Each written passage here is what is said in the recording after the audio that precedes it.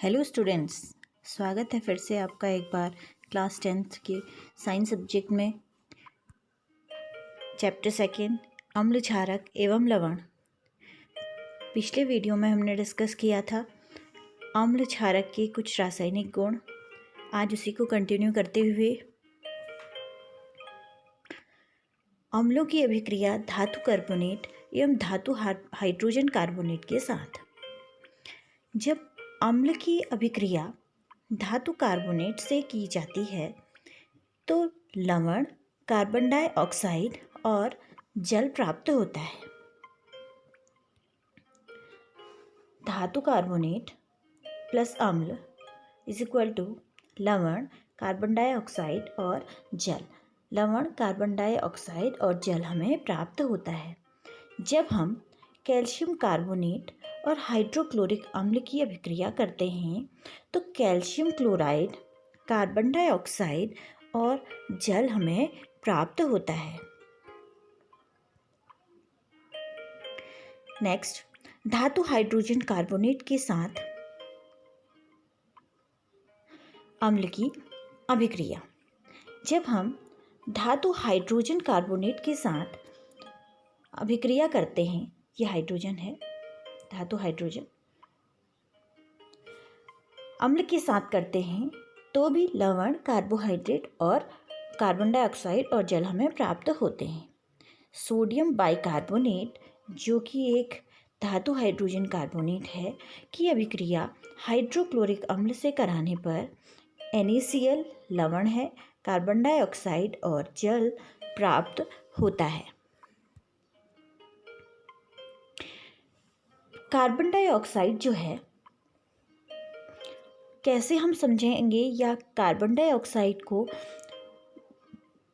जांचने का एक परीक्षण किया जाता है जो कि कई जगह हमारा प्रयोग होता है। जैसे श्वसन के दौरान हम कार्बन डाइऑक्साइड छोड़ते हैं, या ईस्ट है वो रेस्पिरेशन करता है तो कार्बन डाइऑक्साइड छोड़ता है।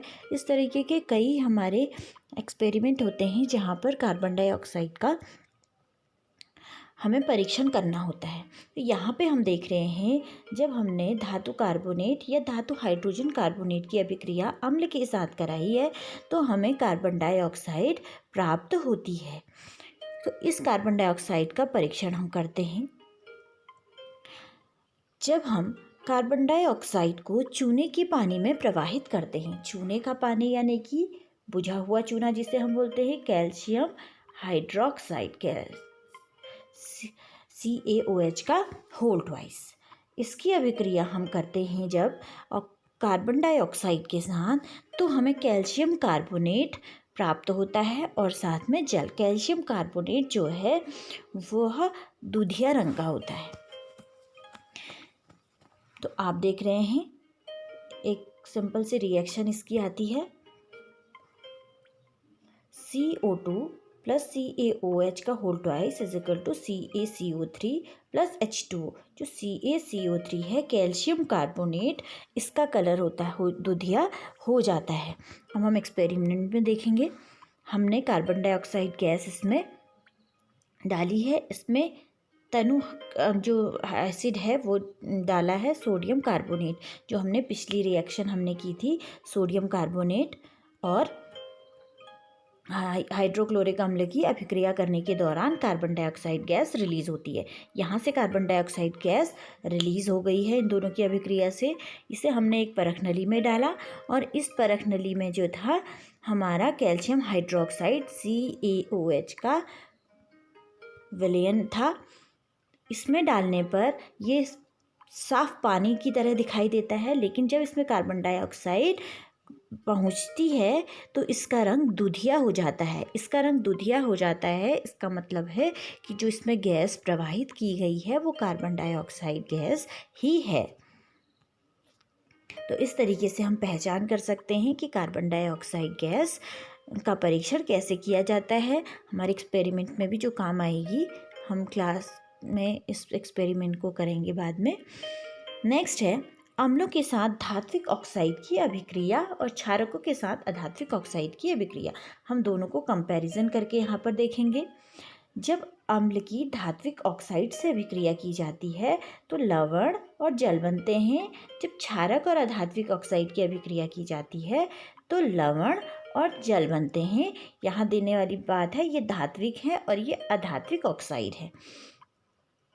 तो जब अम्ल की धात्विक ऑक्साइड से होती है और क्षारक की अधात्विक ऑक्साइड से अभिक्रिया होती है तो दोनों लवण और जल प्रदान करते हैं। दोनों के दोनों लवण और जल प्रदान करते हैं।